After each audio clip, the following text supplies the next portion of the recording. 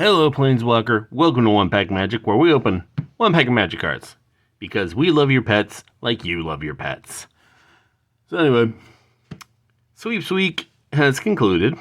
The numbers have come back for that, and not exactly a rousing success. So we're just gonna go back to what started it all. Well, kind of. I mean, magic and flesh and blood mostly.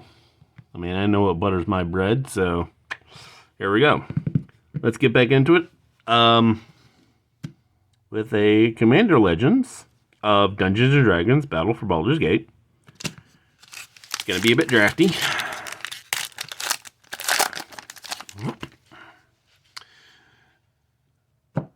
There's a bunch of announcements going on right now. I mean, they announced the new battle cards for upcoming set, and then there's that Commander Legends. It's coming out. So, that should be entertaining.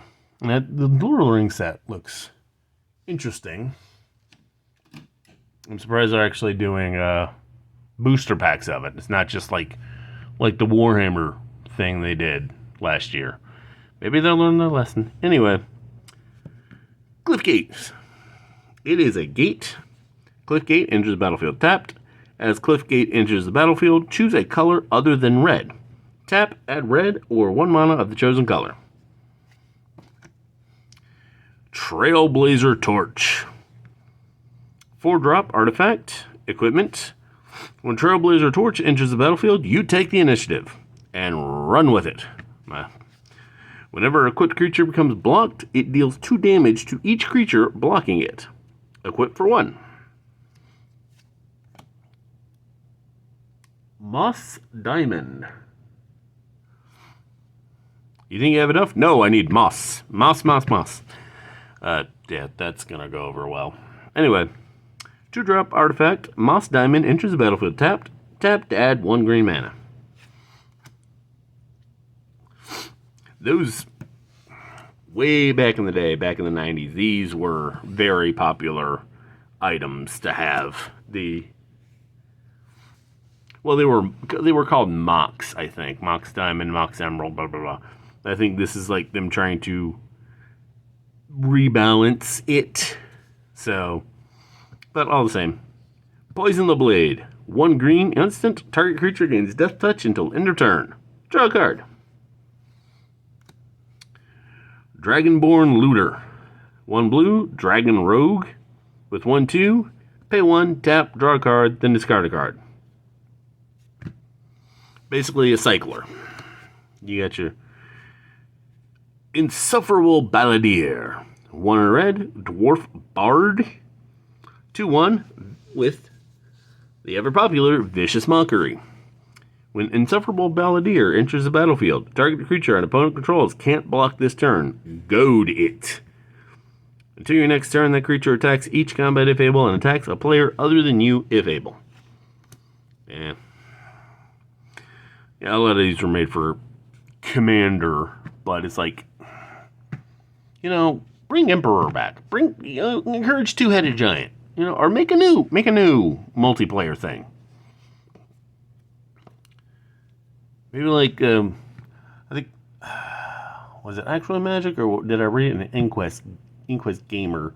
One was like, you had 5 players. Each player built 1 deck of a certain color type, and then you just win at it. It was a 5-color multiplayer. There you go. You can bring that back. Anyway, Nefarious Imp. 2 and a black. Imp. 2/1. Flying. Whenever 1 or more permanents you control leave the battlefield, scry 1. Go to the top card of your library. You may put that card on the bottom of your library. Guardian Naga. 5 white. Naga with 5/6. And Banishing Coils. Banishing Coils. 2/1. 2 and a white.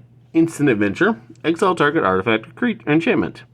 Then exile this card. You may cast the creature later from exile. The Guardian themselves, Vigilance, as long as it's your turn, prevent all damage that will be dealt to Guardian Naga. So you use them as an attacker and not have to take any damage. Ambitious Dragonborn. I mean, his mouth is closed, but it always looks like he's doing the mwahaha laugh. 3 green, Dragon Barbarian with 0/0. Because Ambitious Dragonborn enters the battlefield with X +1/+1 counters on it, where X is the greatest power among creatures you control and creature cards in your graveyard. Ooh. I got Terragrind, something like that. There's a character in the last D&D set that's like a 10/10, and it's a green creature, so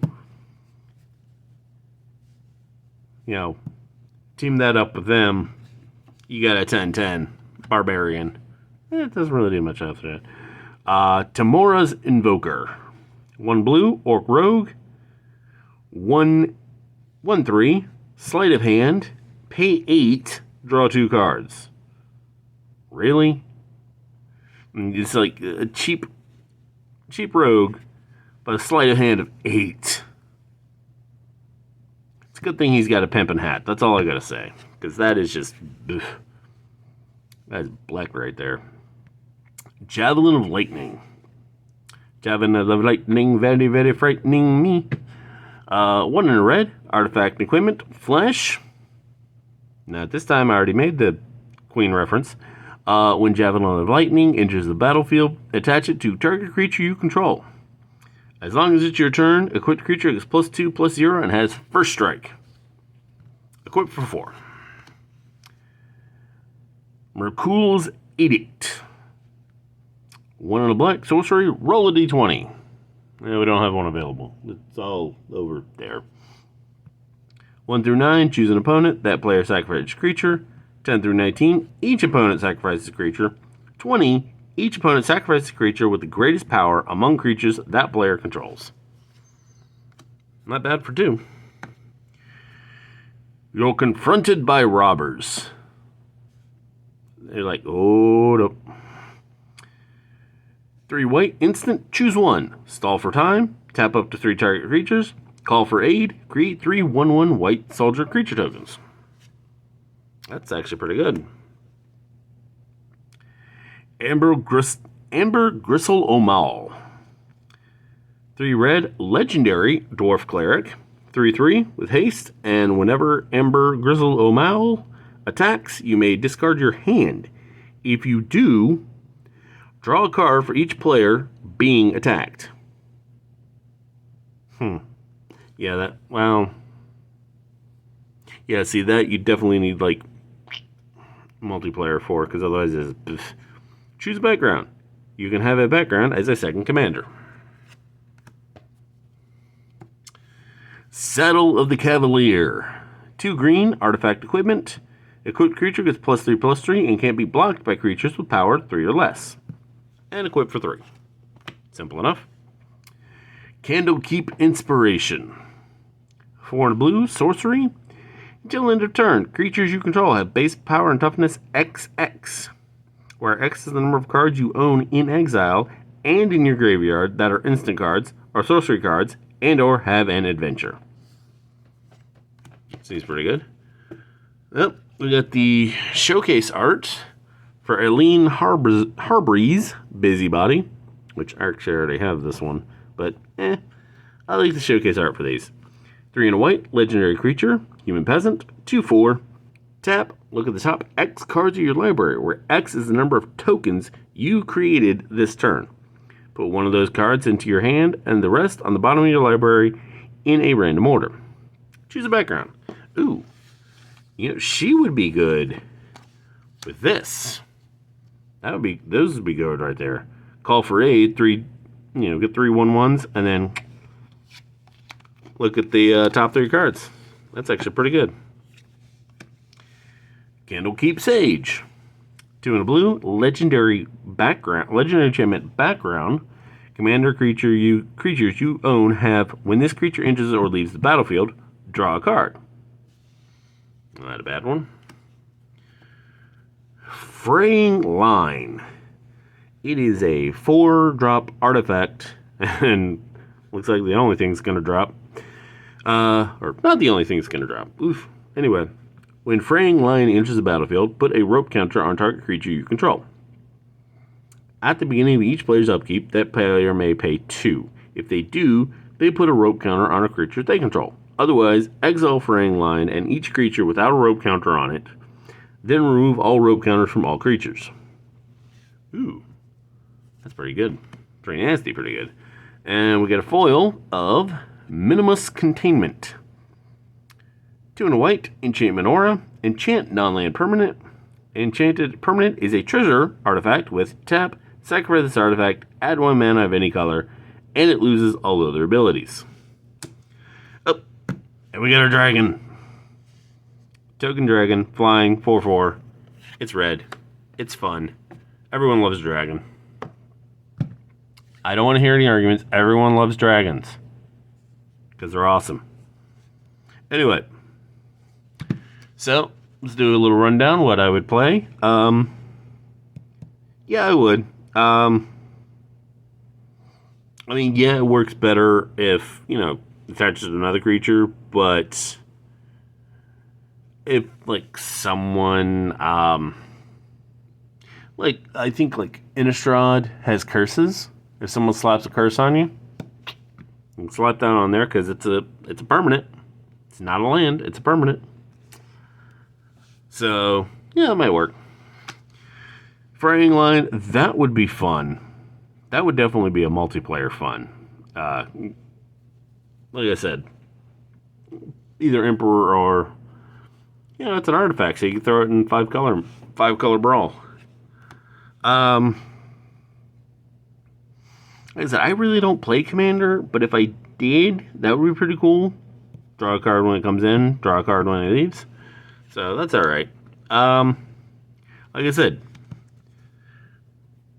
actually she would be really good as a commander in a token-heavy deck. Because white just loves to generate tokens. So she would be good for that. I probably would. I do like that. I'd probably use that in a regular game. Because, cards you own in exile in your graveyard, they're instant sorceries or an adventure. That's pretty sweet. Yeah,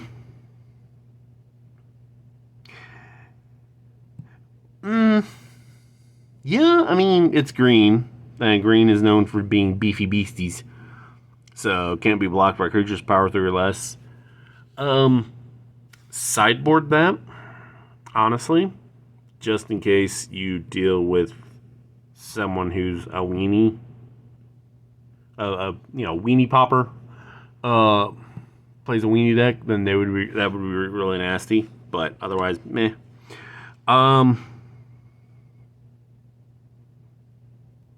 Again, it's I'm not feeling it. I mean, I like her haste ability. 3/3 with haste, you bring her out and boom, attack.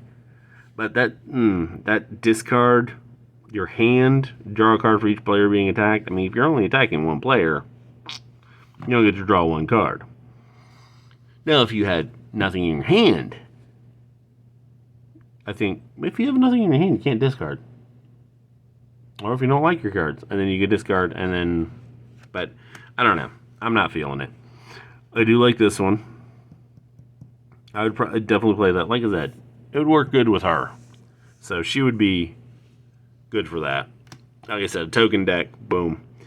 I mean, you got like a, what? 1 in 20 chance of getting that. I mean, someone's destroying a creature either anyway. So, and two drop to do damage. Yeah, I do like that. I probably would. Boom, you attach it, they get +2 in first strike. That's pretty cool. No. I'm sorry, no. The 8 to draw 2 cards? Seriously? I mean, everything else about him is cheap. So you'd either have to play him late game, or, you know, if you got him in your opening hand, he's useless otherwise. I mean, he's a decent blocker. 1-3, for 2. But other than that, it's just, meh.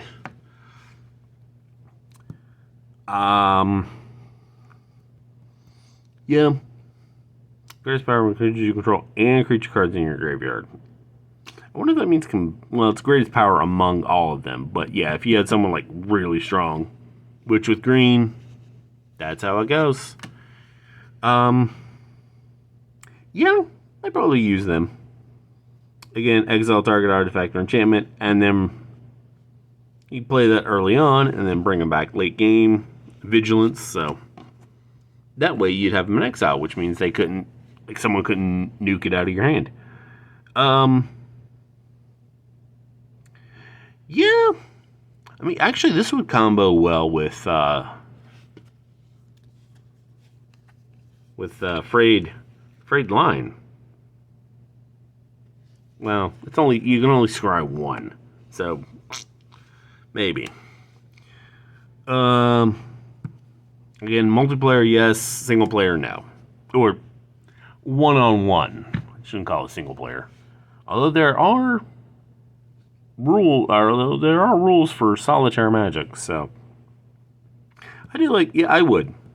I mean, again, it's free catalog. It is, our free cycling. There you go, free cycling. Gotta love that. So that would be cool. Yes, definitely. Death Touch and draw a card. Especially if you put it on someone big and nasty. Yes, definitely this one. Because I do love those. I think I have the initiative. No, I'm kidding. I know what the initiative is, but I do like that. Whenever creature, add that to someone with menace, and that would be really nasty. And it's all right.